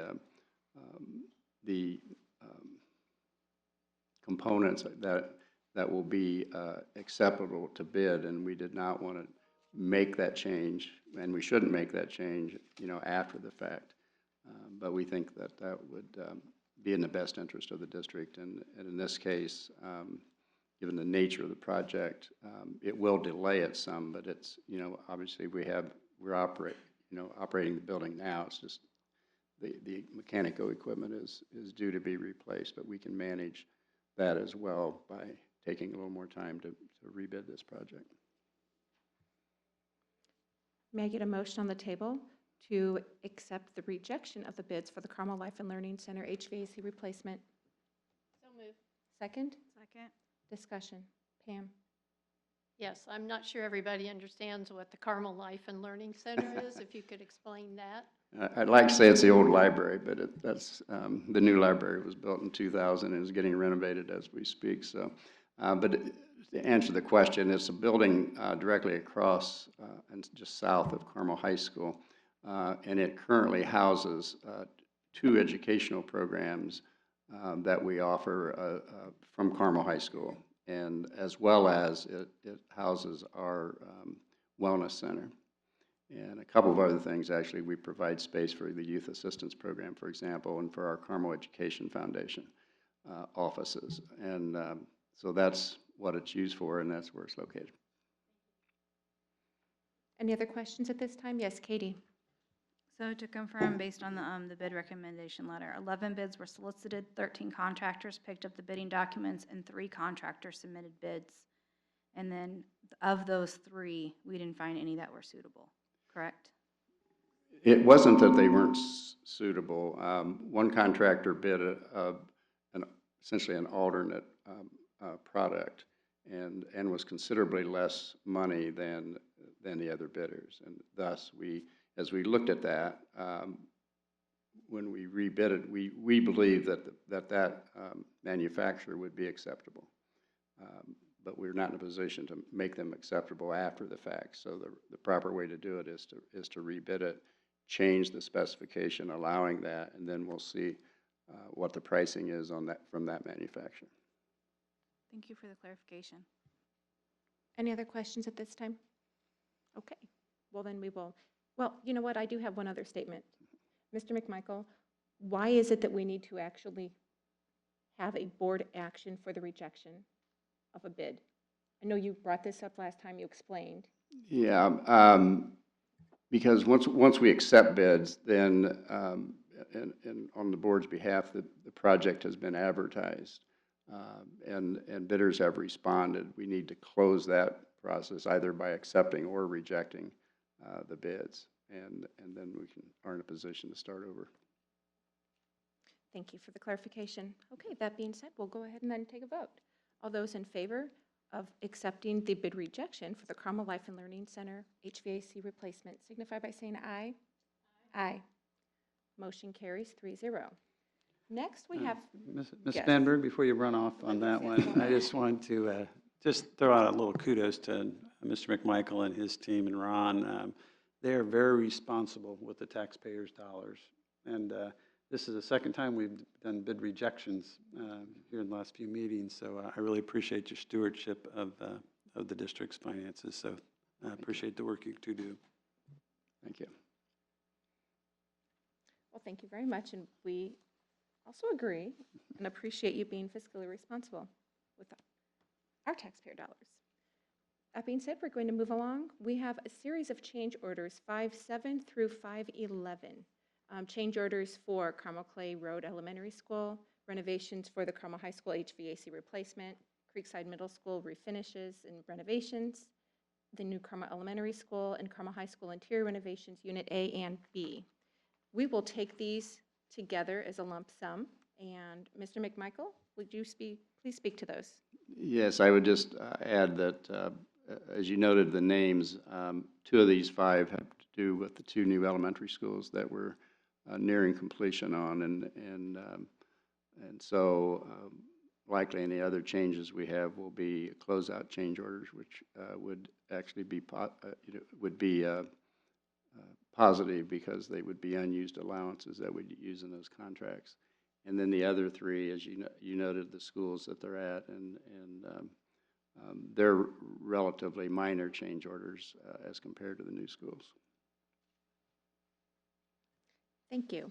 May I get a motion on the table to approve the change orders for 5-7 through 5-11, including Clay Center Road Elementary School, the 2021 renovations for Carmel High School, Creekside Middle School, New Carmel Elementary School, and Carmel High School interior renovations, Units A and B. So moved. Second? Questions? Seeing no questions, we will go ahead and take a vote. All those in supporting change orders 5.7, 5.8, 5.9, 5.10, and 5.11, please signify by saying aye. Aye. Motion carries 3-0. Thank you very much. Next on the agenda, we have a number of different discussion items. First, our applied skills material adoption. To that, we turn to Dr. Dudley. Thank you. So this evening, I bring to you for discussion our English 12 Applied Skills Materials Adoption. This was inadvertently left off of our discussion when we did our literacy adoption. You'll remember a couple months ago where we had all of our literacy courses that we brought recommendations for materials, and this one we discovered was inadvertently left off. This is for our students that are in our FAP classes and our life skills classes that are taking English 12 Applied Skills. And the difference between the applied skills and a regular English 12 class is that in the applied skills class, these are students that are on a certificate of completion. So they're non-credit earning, but they do earn the applied units. And the applied skills curriculum is based on the Indiana academic standards with a focus on life skills training, as well as workforce job skills training for our students, and it's based on their IEP goals. And so but it is still based on the Indiana academic standards, but they're non-credit bearing courses. And so the 2 courses that we have are for our applied skills for our FAP students or our functional academic students, and we are recommending Achieve 3000, which is an online program that we currently use for our students in English 9, 10, and 11, and it is very differentiated based on the needs of the students. And for our life skills, applied skills, English 12, we are recommending Unique Learning Systems, which is a kit that our students use in the classroom based on their academic needs as well. And this is materials that we currently use in our 9th, 10th, and 11th grade because it allows you to differentiate based on the needs of the students and their goals. Thank you very much, Dr. Dudley. May I get just a discussion? Questions? I do have a couple questions. You had said the one of the applied English courses, the Achieve 3000, is all online.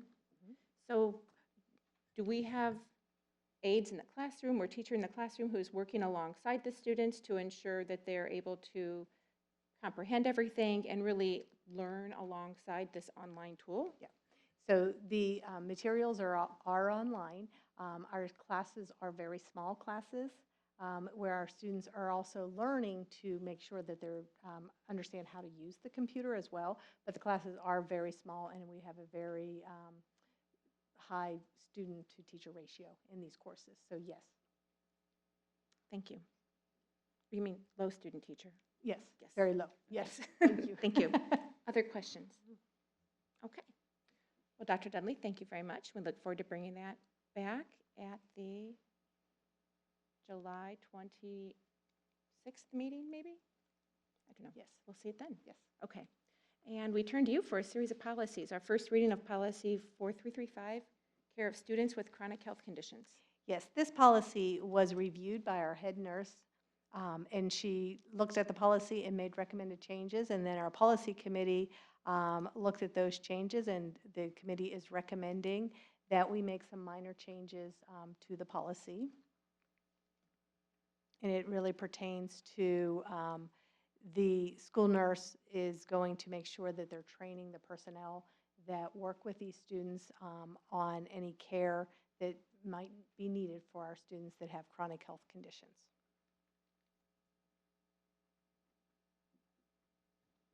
Well, I'm the only one who's not part of the policy committee, so I'll just ask my questions.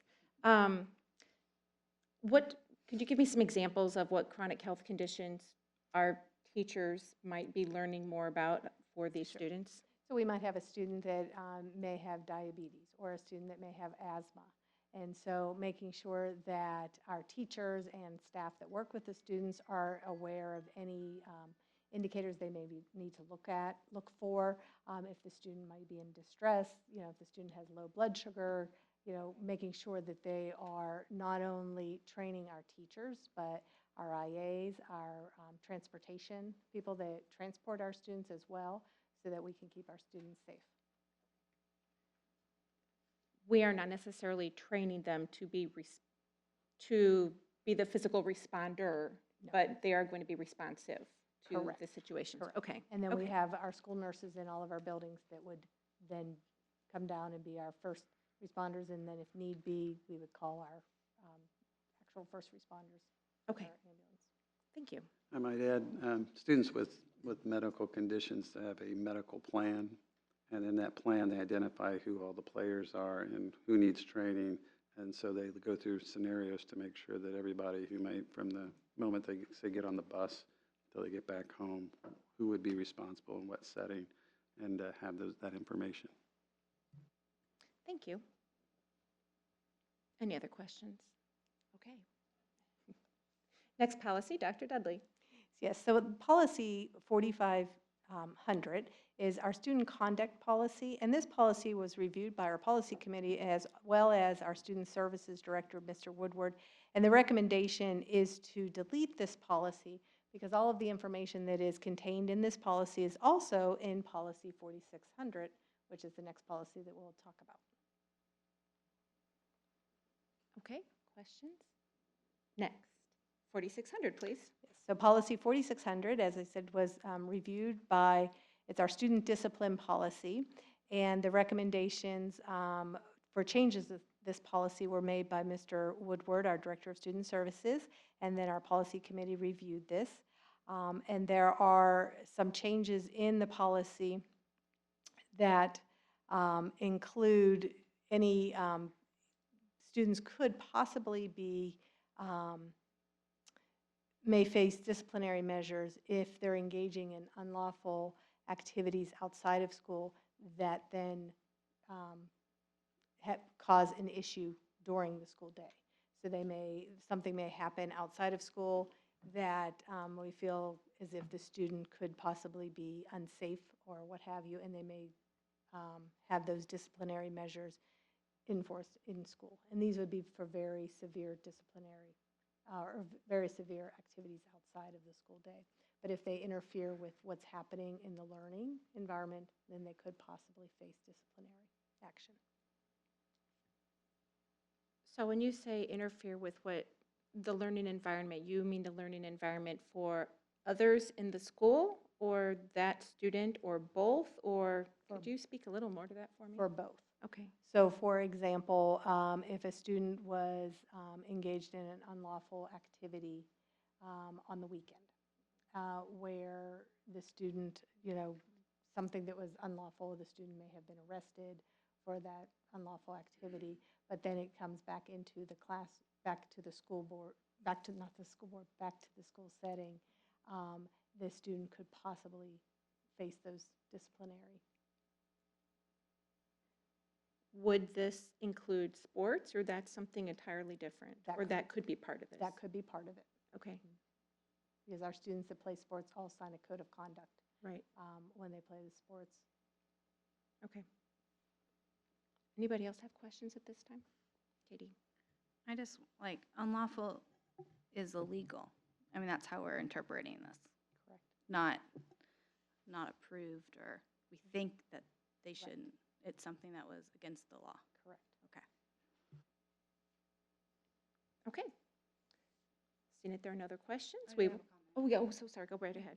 I think I just wanted to kind of, so the policy committee consists of myself and Ms. Nowles and Mrs.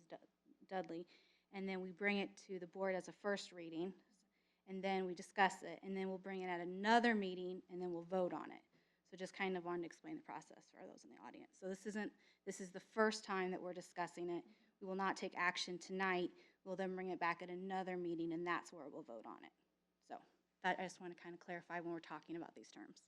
Okay, and to piggyback off of what you shared for everybody out there, I also want to share that when the board takes action on any item, unless it is a dire emergency, it will always be presented first as a discussion item and at a following meeting. We always see things at least once, if not twice, before we take action. And that, we're moving on to our next first reading of Bylaw 0167.3, public comment at board meetings. Dr. Dudley? Yes, thank you. So the policy committee reviewed our bylaw of public comments at board meetings and made some suggested changes on things that we already actually are in practice, but we wanted to make them official in the policy. For example, proof of residency required at registration when registering for public comment. We also have that public comment can be made with Carmel residents or employees of the Carmel Clay School Board. And then public comment registration must be completed by the individual who is registering to speak. So those are some things that we have in practice. A couple of other things that also may need to be added to this policy is something else in practice. For example, on our sign-up sheet where you see the first slide where you need to give the yellow cards to Mrs. Nobis by 6:55. That is something we've done in practice that we may want to add to our bylaw, as well as in alignment with the no obstruction. So we have a piece in here with audio and video recordings that are permitted by any person in our audience. However, we want to make sure that they're not obstructing any of the viewers between the board and the audience, and the same with our any signs. We want to make sure that any signs that are brought in, that they're not obstructing the audience with the board. That may be something else we want to consider to put into our bylaw here. Okay, well, so now you're talking about signs. I do have a question. I know we cannot bring political signs into classrooms, vote for whomever. We can't take it to the mayor's office. It can't be in public buildings, and it has to be off the premises so many feet. Is that something we have to include in here, or not, because it's statute already?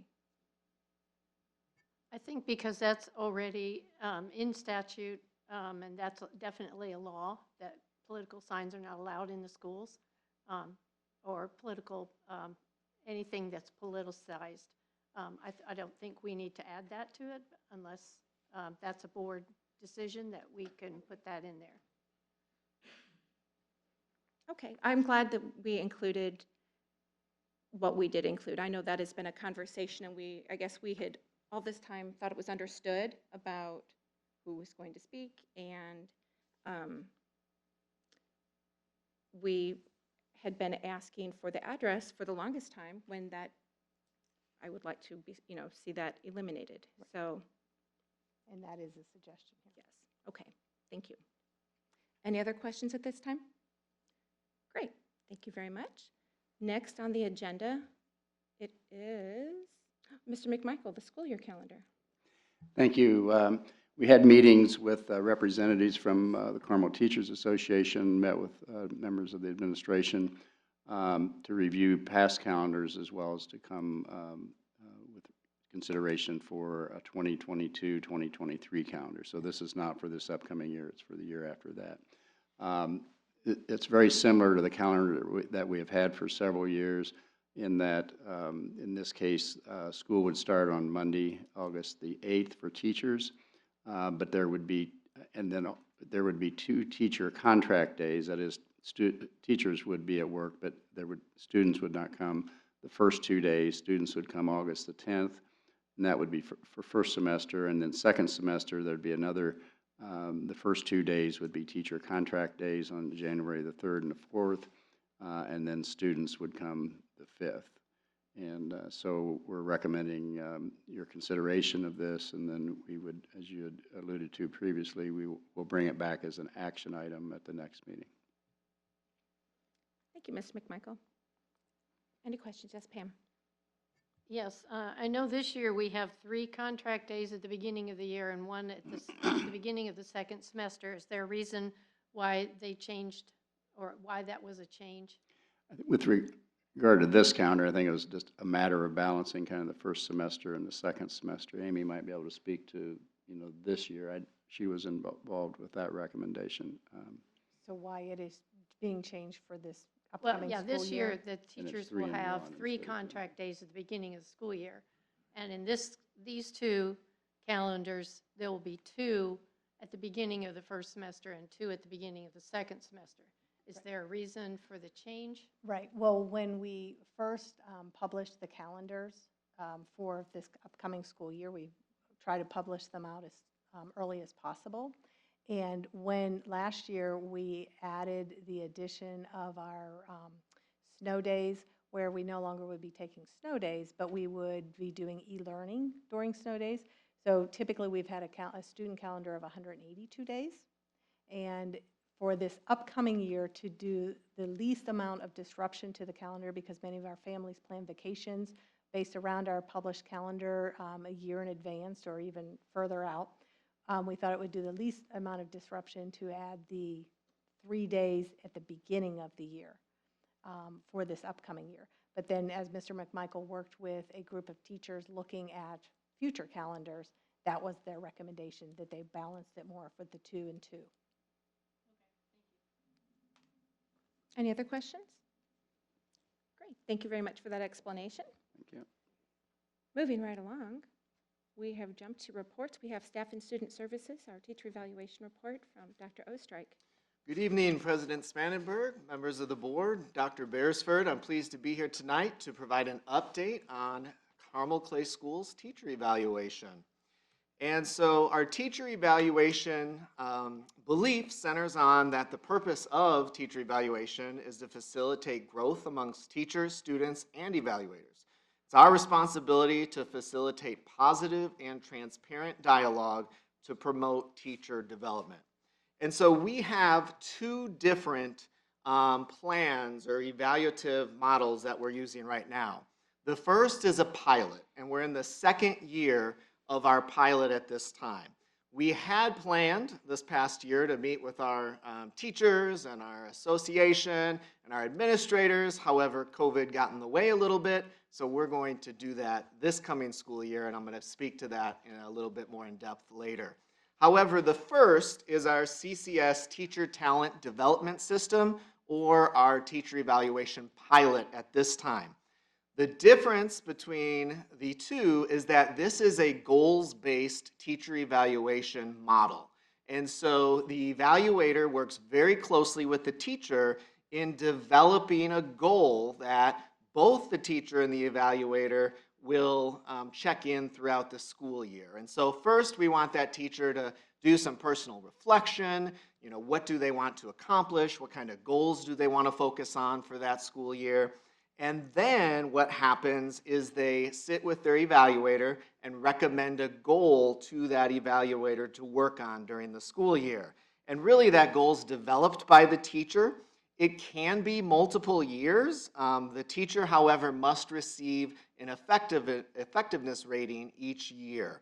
And then it also may be developed in collaboration with colleagues and or the evaluator. So that's the first step of this pilot that we're doing. The second step is to really develop the blueprint and the action plan for that goal. So the teacher will include an anticipated timeline, possible benchmarks, and resources needed to achieve the goal. That goal may be adjusted throughout the year, but that's something the evaluator and the teacher would talk with together. And part of that action plan will include professional learning, which really looks at the preparation aspect of the goal. It'll look at professional practice, which really focuses on instruction.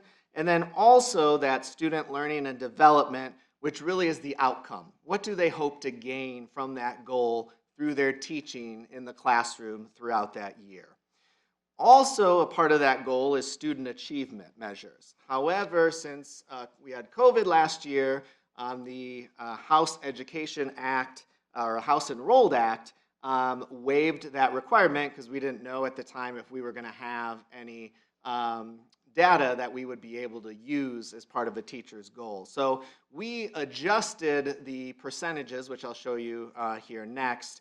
And then also we have professional responsibilities that we include as part of that. And those are really a part of both evaluation models, which focuses on adhering to school district policies and procedures, maintaining expertise in their content and pedagogy, as well as promoting teacher leadership and collaboration.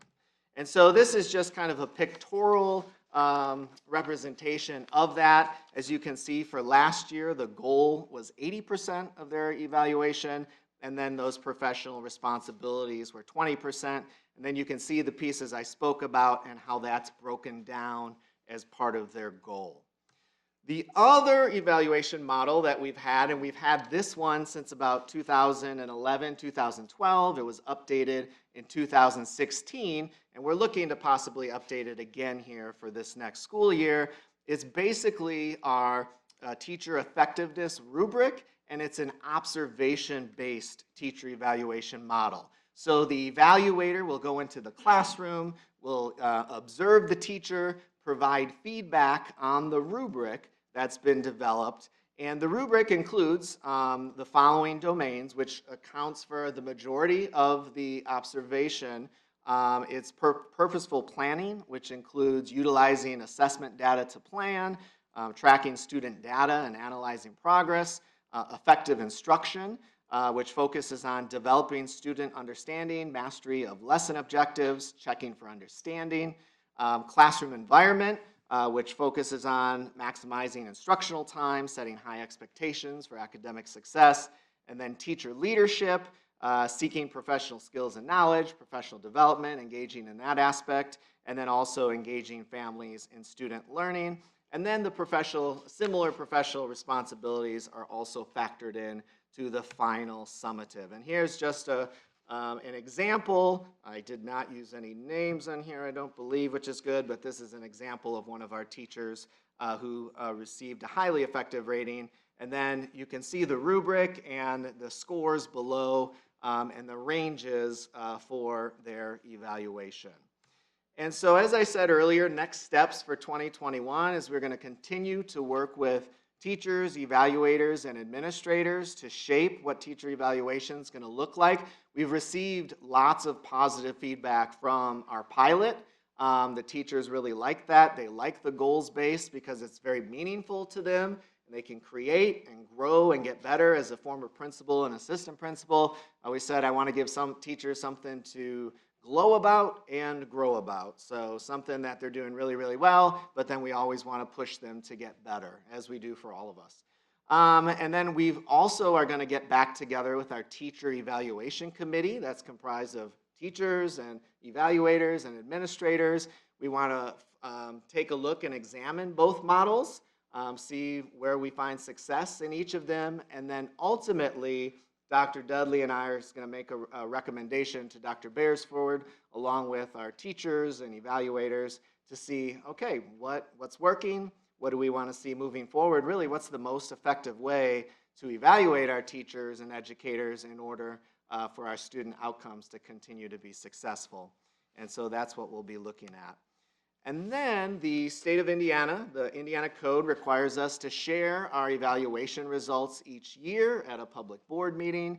Dr. Dudley's done that in the past. And so for our evaluation this year, 78% of our teachers were highly effective, 18% were effective, 1% was improvement necessary, and then we had 3% that were not evaluated.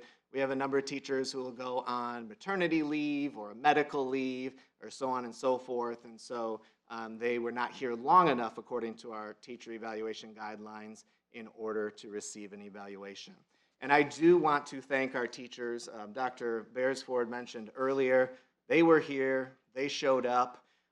Even if they had to quarantine because we had to do it, they taught from home, they stayed engaged, they went above and beyond, they did whatever it took to make sure our kids were learning in an extremely challenging school year last year. So I want to thank them. They were outstanding. I appreciate them. I appreciate our association works closely with us. And I appreciate our evaluators. So a big thank you to everyone this year. It was a tough school year, but we made the best of it. We stayed in school all year long, and that is really a testament to our teachers, our administrators, and our families for sending them. So thank you very much. And at this time, I'd be happy to take any questions.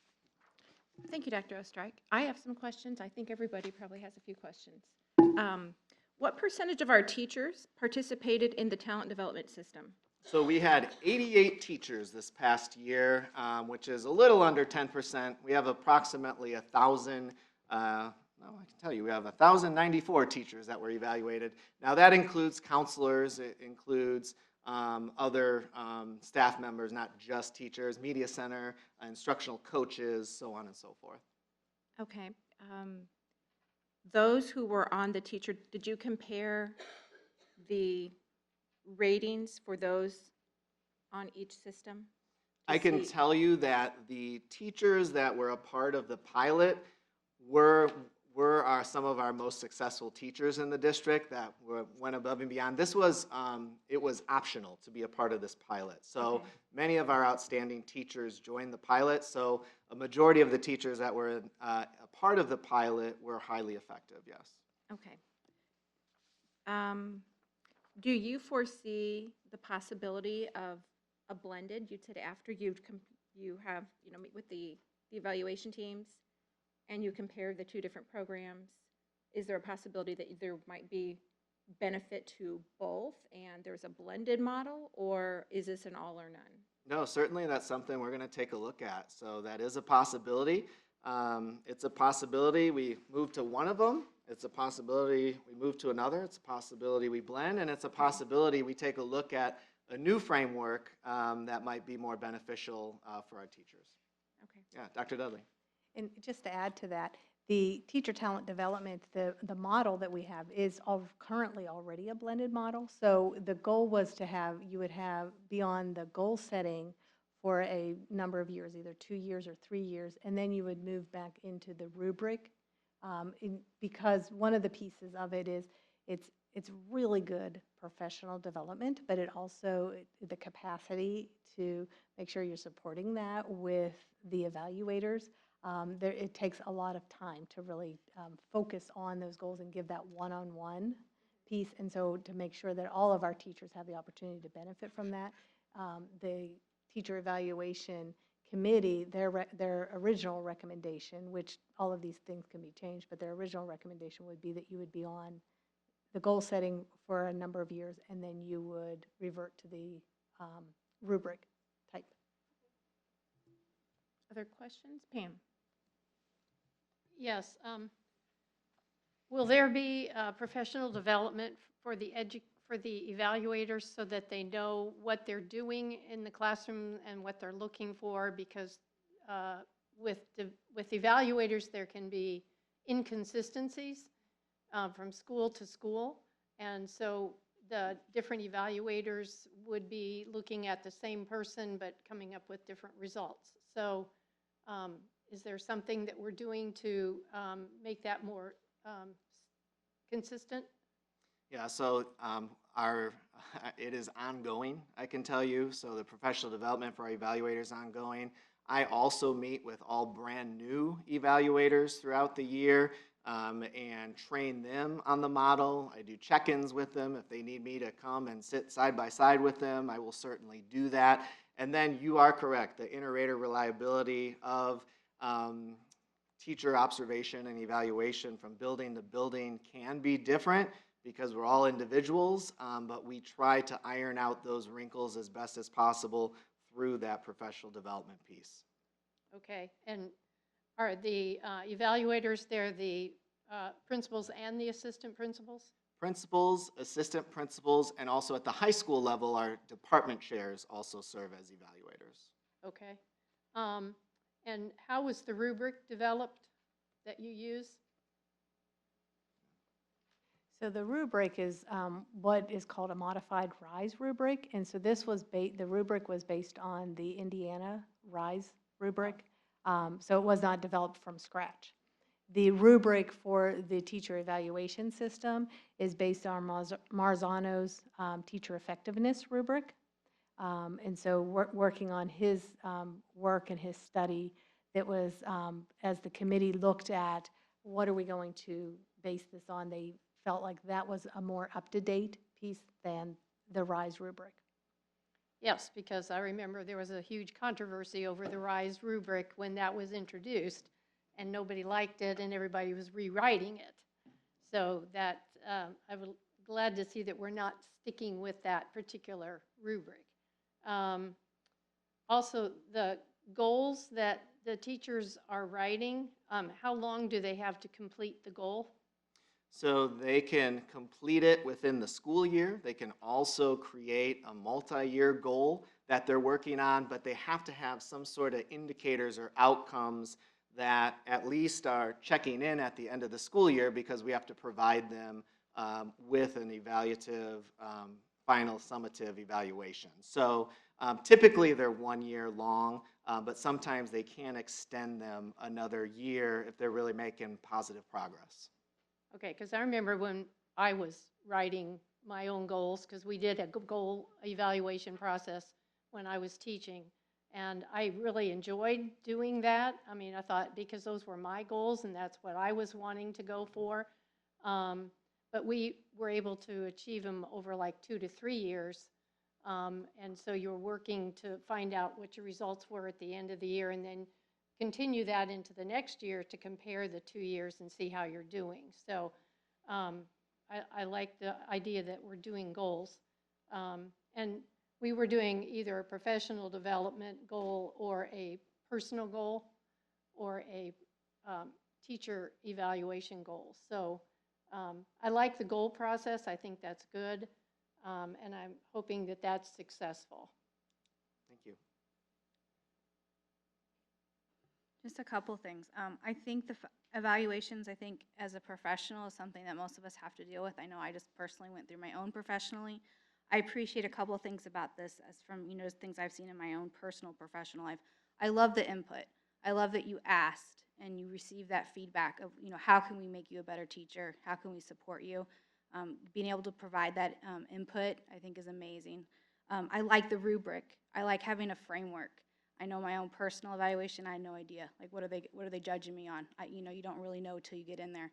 So I appreciate being able to kind of know what those, what are we looking at? What are the standards? We talk about how we want highly qualified educators in our classrooms.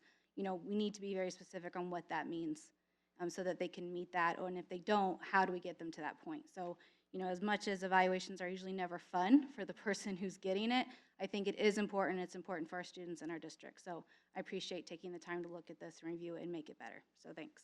Thank you. Thank you very much, Dr. Ostrike. Next, moving on to the monthly financial update. That we turn to Mr. McMichael. Thank you.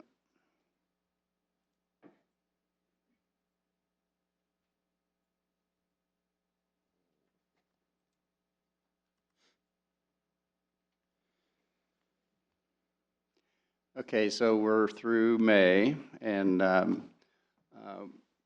we're tracking pretty much where we would anticipate being at this time. Next month will be much more meaningful to us because that June will end the fiscal year. And so particularly at the end of June is when we assess where we're at as compared to the previous year, and by then we will have received all of our property tax, for example. Now we're still estimating what the collection percentage will be, and you can see the amount of money that we're talking about. It can be meaningful if it's a % or two less than it might have been the previous year. So we're tracking pretty close to where we would anticipate in the education fund, the referendum fund, and now the rainy day fund. You remember that we're now including the rainy day fund as a part of, mostly as a part of our cash balance situation. And then you can see here is last year's actual, so you can make the comparison there. In our operating fund, we finished the month with a cash balance of just over $3 million. As you've heard me say before, this fund is a little more difficult to project because it has construction and building repairs in it, and so unlike salaries, they're not as predictable from month to month as to when they're spent. But we did end this month with $3 million, and you can see as compared to last year, it was about $1.4 million. And so we're not seeing really any surprises with any of our financial information here. So with that, I'll respond to any questions that you might have.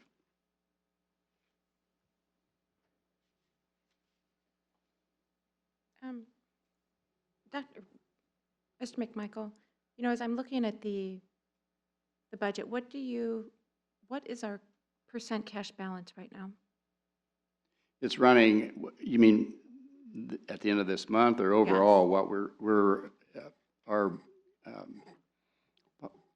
because these numbers at the bottom are not our cash balance, or that's not our percentage, is it? No, not at this point in time, because what happens in our education and referendum funds is because our expenditures are primarily salaries and benefits, so those are very regular every 2 weeks.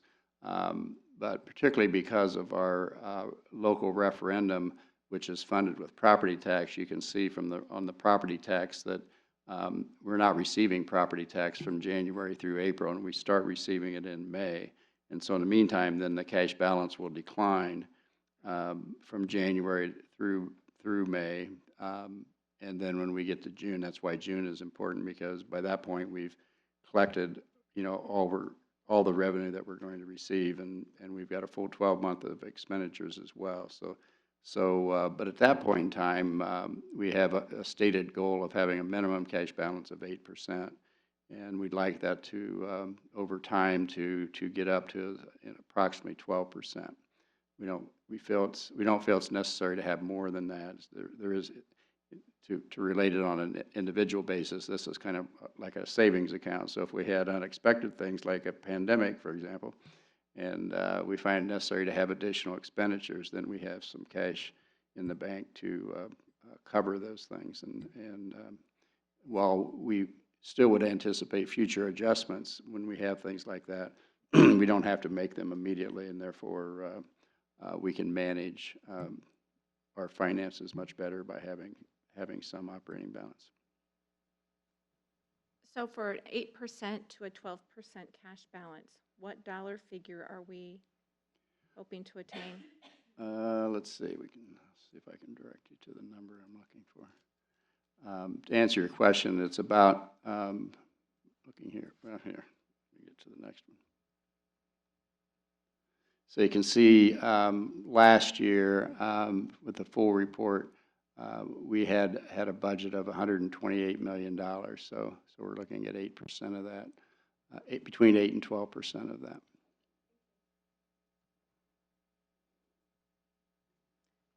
other questions? Pam? Yes, and we would not have a positive cash balance right at this moment if it weren't for the referendum. Is that correct? Let me go back there and look. It'd be Because close. the It'd be pretty close. education fund does not have property tax or license. Yes, excise you're tax. correct, because we have an ending balance of 4.3 million, and we've received property taxes this month, or in May, I'm sorry, of 4.7 million. So absent that, yes, we'd be running in negative at this point. Because the property taxes only go for the operations fund and not for the education fund. No, they don't go for the education fund. They do go for our local operating referendum Yeah, fund. that's what I meant. If it was And- just education fund, there wouldn't be any property tax or, Well, correct, but as far as the negative cash balance, we also wouldn't have the amount of personnel that we have. And so I don't think we literally have a negative balance, because we're receiving about $20 million from the local referendum, and we're spending it primarily on salaries and benefits.